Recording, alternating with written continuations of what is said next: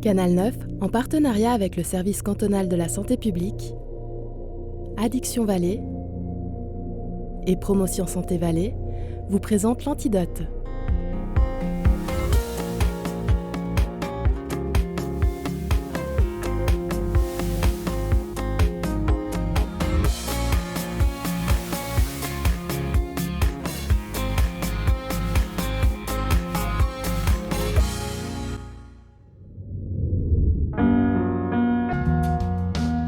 Le fait d'envoyer des textos, des photos ou des vidéos intimes s'appelle sexting.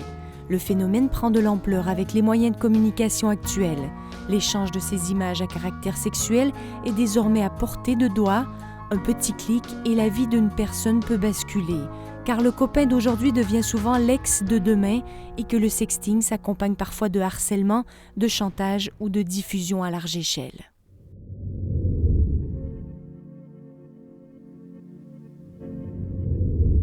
Les jeunes se prennent en photo, ils partagent leurs photos sur Instagram, WhatsApp, Snapchat, Facebook. Ils sont en bikini au bord de la plage, ils sont sous à la fin d'une soirée, rien de nouveau. Nous avons tous vécu des moments gênants, mais aujourd'hui, cette photographie manie se retrouve même dans la chambre à coucher.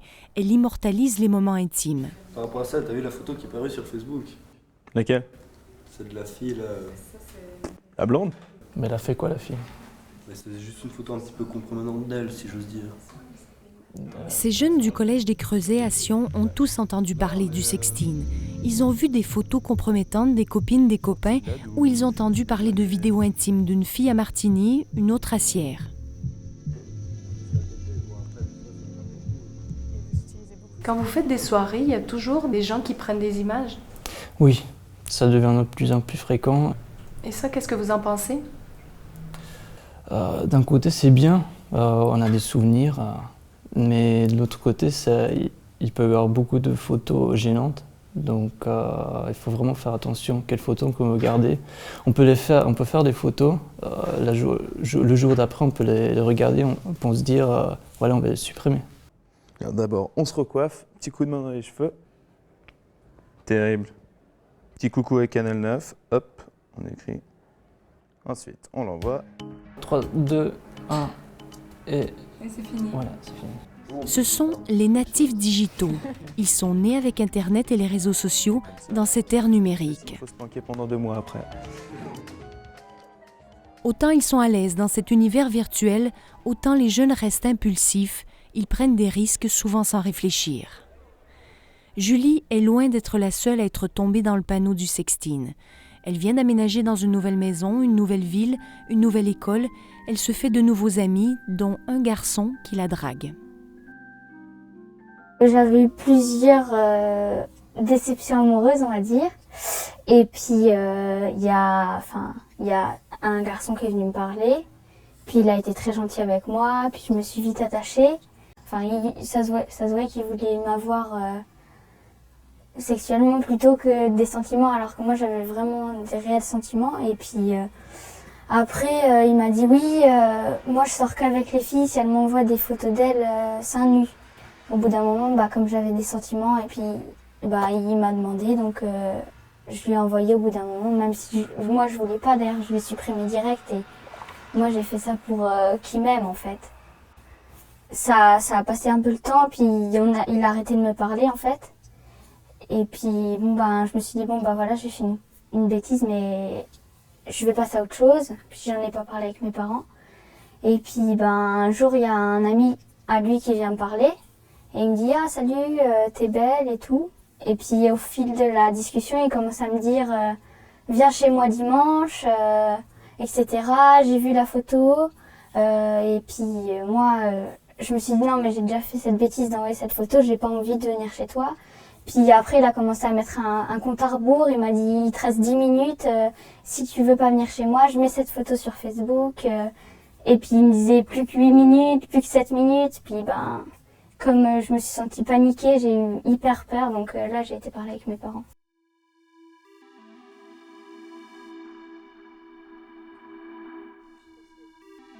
Sa mère d'abord, puis son père prennent les choses en main. il reprend la discussion qu'elle a sur Facebook via le smartphone. Il demande à ce jeune homme d'arrêter le chantage. Il lui demande ses coordonnées, les coordonnées de ses parents, et la discussion s'interrompt.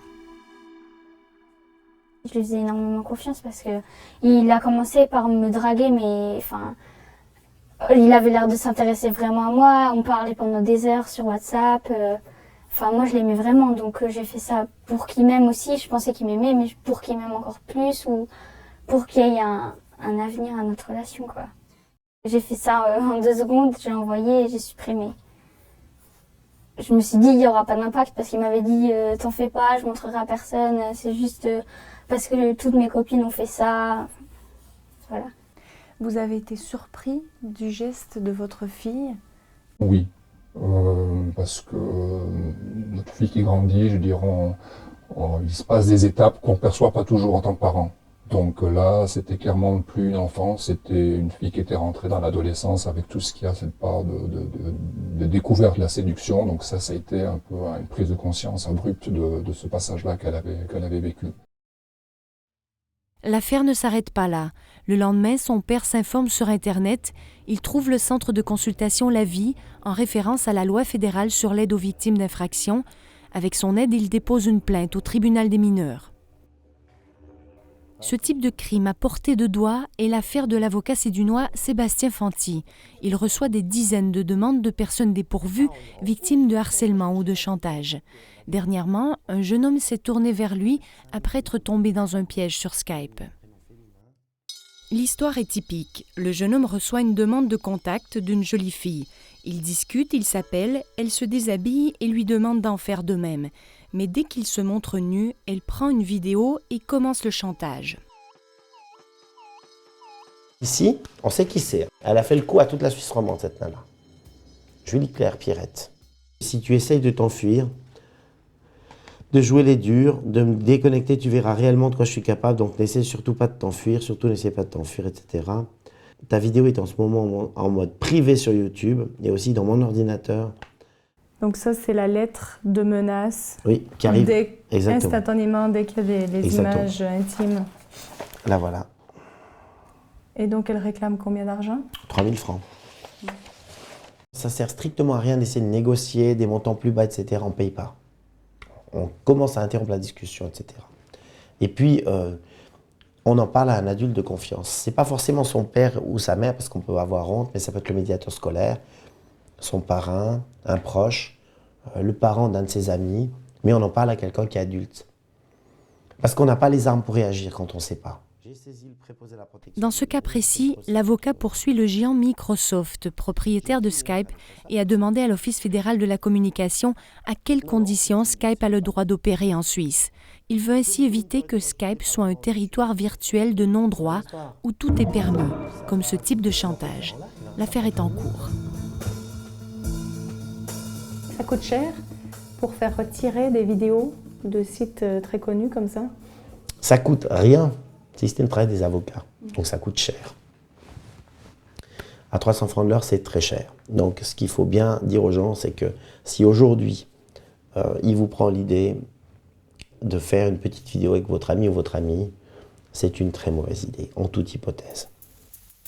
30 000 francs, c'est la somme qu'un homme a dû payer pour avoir filmé sa copine à son insu alors qu'elle dormait et pour avoir diffusé la vidéo.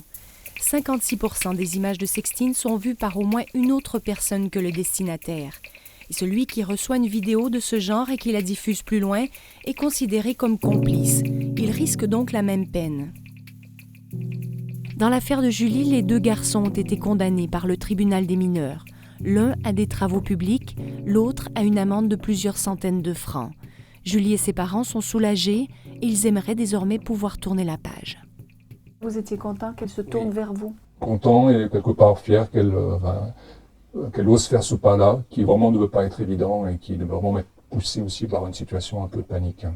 J'ai eu peur qu'il soit plus fier de moi et qu'il me rejette, qu'il m'aime moins ou bien. Nous, ça n'a vraiment rien enlevé, au contraire, je veux dire, on a compris aussi des choses, on a pu en parler. Justement, ce qu'on disait, cette aide d'une psychologue a permis de mieux comprendre le contexte et que C'était pas en faisant des parents moralisateurs qui allaient enfermer notre fille dans une culpabilité qui allait l'aider à s'en sortir et à franchir le pas pour aller de l'avant. Et nous, on souhaitait qu'elle puisse aller de l'avant et qu'elle soit pas, qu'elle traîne une mauvaise expérience qui pourrait être préjudiciable pour le reste d'un épanouissement futur au niveau affectif et sexuel.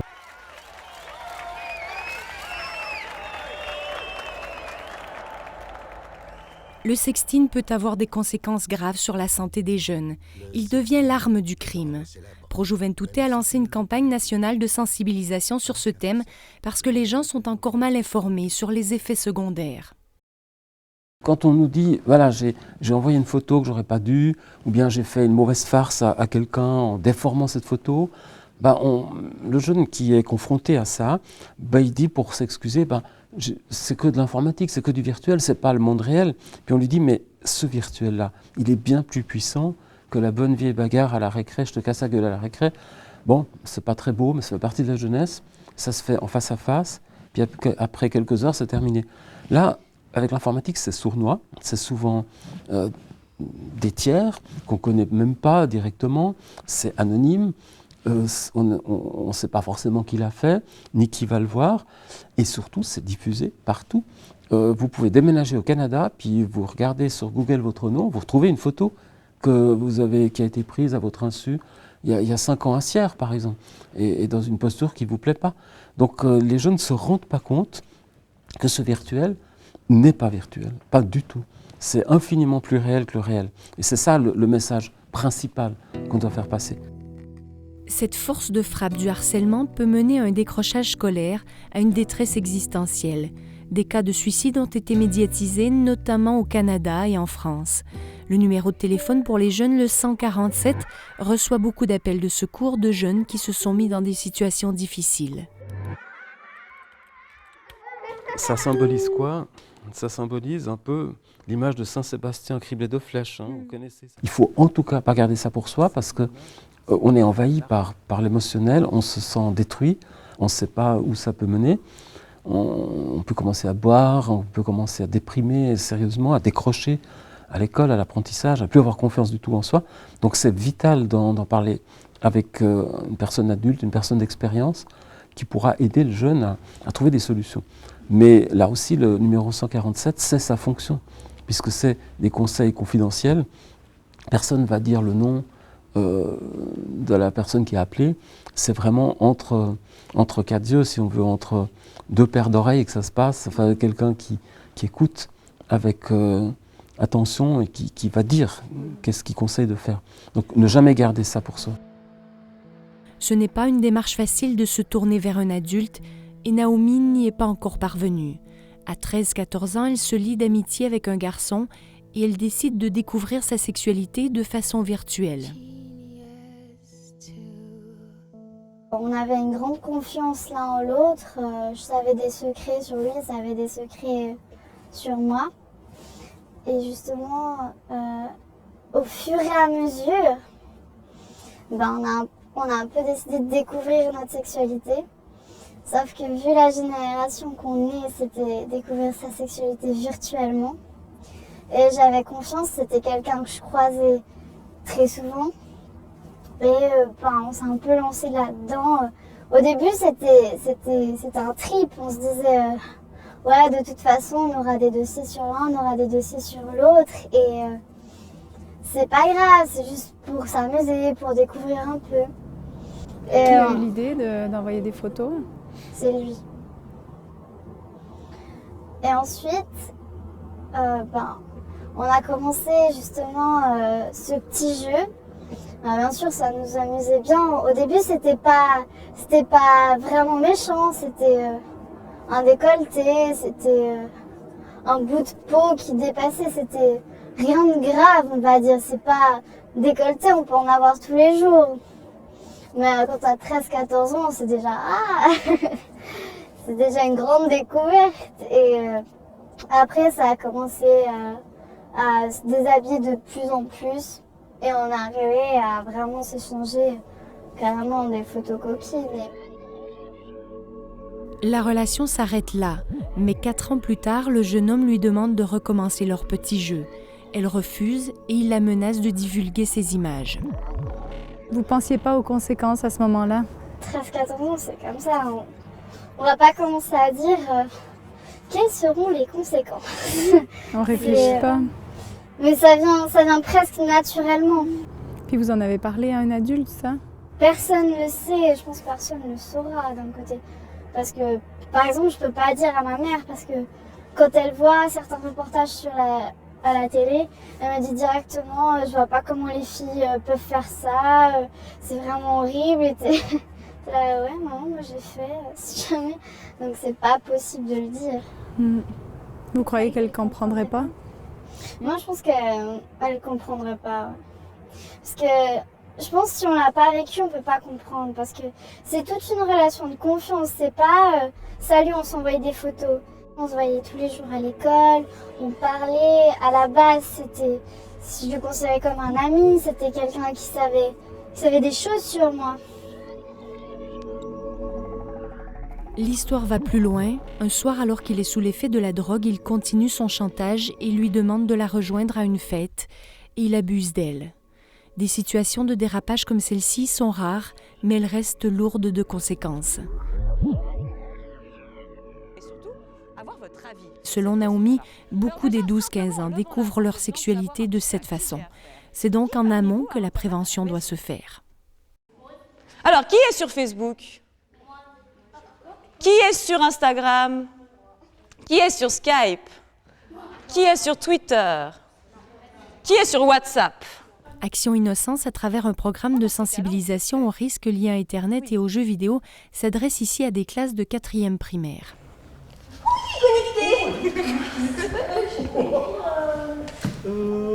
Ouais, ça se passe pas trop mal. Je pense pas mal à toi ces temps, Clic. Titi, je me réjouis trop qu'on se fasse des bisous en vrai, Clic.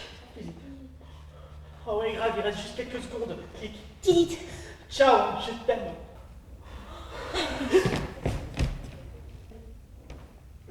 T'as fait tomber quelque chose. C'est sûr que quand on dit je t'aime, quand on dit je te déteste derrière un écran, on ne se prend pas de claque. En tout cas, pas dans l'immédiat. Oui. Finalement, là où c'est compliqué, c'est que c'est le propre de l'adolescence. Ils font leur boulot, finalement, en tant qu'adolescent, d'aller vite, de cliquer, de ne pas réfléchir. Je veux dire ça, je le dis tout de suite. Et on est en train de leur demander de réfléchir comme des adultes, alors qu'on leur met à disposition tous ces appareils et ces outils qui leur permettent d'utiliser, enfin de vivre ce côté immédiat. Je me compare à l'autre, je prends des risques.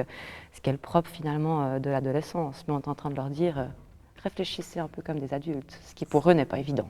Pour nous, tout ce qui a trait aux sentiments, aux émotions, je t'aime, je te déteste, peu importe, c'est peut-être pas sur Internet qu'on devrait en parler. On devrait aller en parler en face. Mais pour dire les choses en face, il faut Il y a un jeune garçon de 14 ans, une fois, qui m'a expliqué qu'il avait déclaré sa flamme à la fille de ses rêves par Skype. Il a fait sa déclaration d'amour, la fille l'a reçue en disant « moi aussi je t'aime, je me réjouis qu'on se voit demain, etc. » Et quelques secondes après qu'il se soit déconnecté, le garçon s'est rendu compte qu'elle se moquait de lui. Il y avait 2 copines de la fille qui étaient cachées derrière la webcam, et le but des 3 filles, c'était vas-y, fais-lui dire qu'il t'aime, comme ça tu mets ça sur Internet et ça sera trop la honte. À réfléchir. Il y a 4 axes sur lesquels on travaille maintenant, sur lesquels on développe toutes nos actions, que ce soit pour les enfants, les adolescents ou les parents. C'est le développement de l'esprit critique, la capacité à faire des choix, si possible bon, tout ce qui est principe d'autoprotection, parce que finalement on apprend à nos enfants à traverser la route, à se protéger à gauche, à droite, on a tendance à leur donner des appareils sans forcément leur donner ces principes de protection, et la citoyenneté. Finalement, ce qu'on ne fait pas dans la vraie vie, on ne le fait pas sur Internet. Et ce qui est étonnant quand on réfléchit à ces 4 axes, c'est qu'il n'y en a aucun qui est lié à la technique, aux appareils. On parle là vraiment de savoir-être et non pas de savoir-faire. Au niveau de l'établissement, le médiateur scolaire est souvent sur la ligne de front pour les questions de harcèlement ou de détresse. Son rôle est de sensibiliser et de responsabiliser les jeunes. Au Collège des Creusets, les élèves de première année reçoivent également la visite d'Action Innocence. Une lettre est envoyée à leurs parents avec ce type d'informations. Calomnie, injures, diffamation peuvent être sanctionnées sur plainte de 30 à 180 jours amende, voire en cas de calomnie, d'une peine privative de liberté jusqu'à 3 ans. le directeur prend ces situations très au sérieux. Il collabore étroitement avec la police cantonale et la justice. Il n'hésite pas à prendre des sanctions si la situation est grave et il a déjà dû traiter plusieurs cas de sexting dans son école.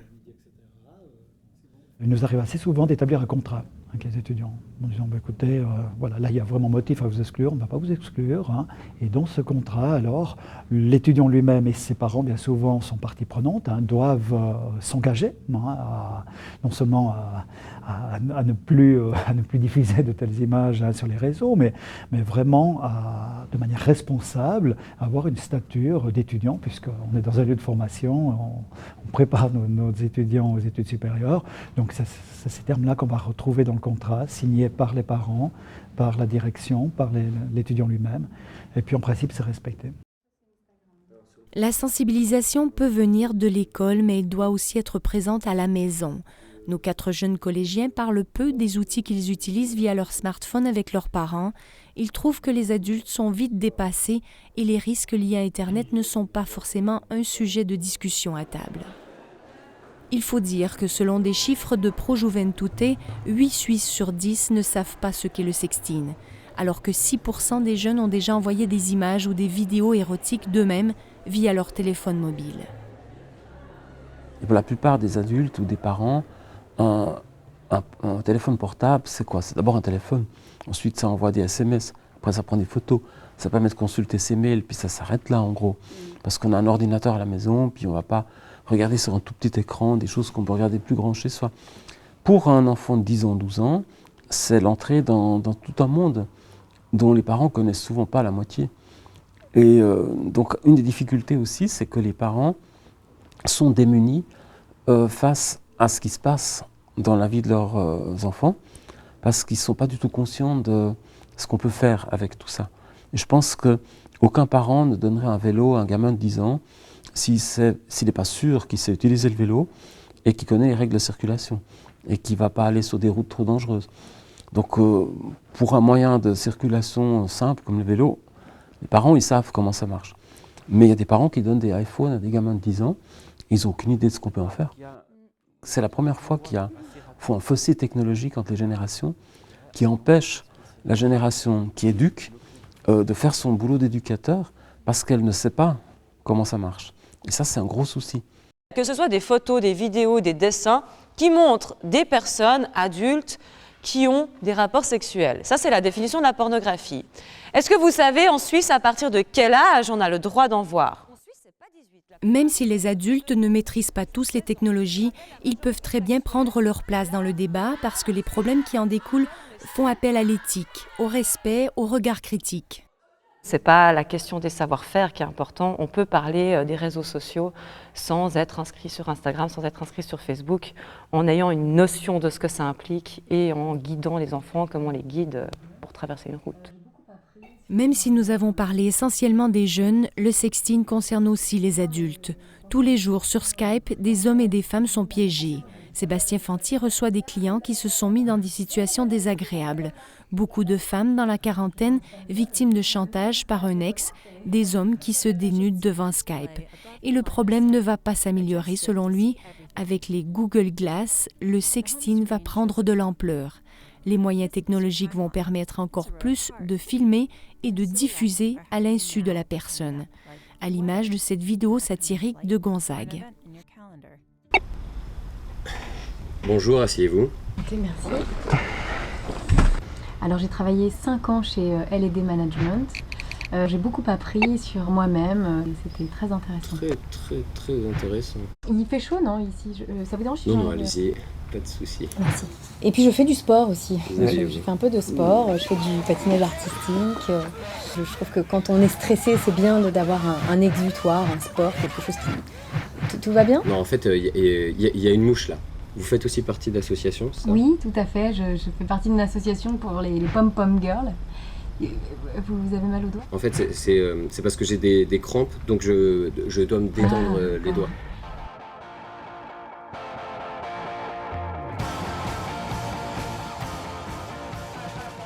Les Google Glass permettront de prendre des photos, de filmer et de partager en live des images qui nous parviendront sans devoir tenir le téléphone, de les mettre sur Facebook en un rien de temps. Regardez. OK Glass, take a picture. Elles vont certainement faciliter notre vie, fasciner nos enfants, mais cet outil technologique, comme tous les autres avant lui, ouvrira une boîte de Pandore avec des dérives possibles comme le sexting. Il faut donc continuer face aux nouvelles technologies à en débattre, à établir des règles, à rester critique, à discuter avec les plus jeunes, ne pas interdire mais accompagner en toute connaissance de cause. En attendant, si vous êtes victime de chantage ou de harcèlement via Internet, il ne faut pas rester seul. Vous pouvez téléphoner au 147 pour les jeunes ou au Centre La Vie pour les adultes. Vous trouverez toutes les références sur notre site Internet ou pourquoi pas devant mes yeux. Je vous laisse admirer ce qui nous attend. Bonne soirée et à bientôt. OK Glass, référence antidote.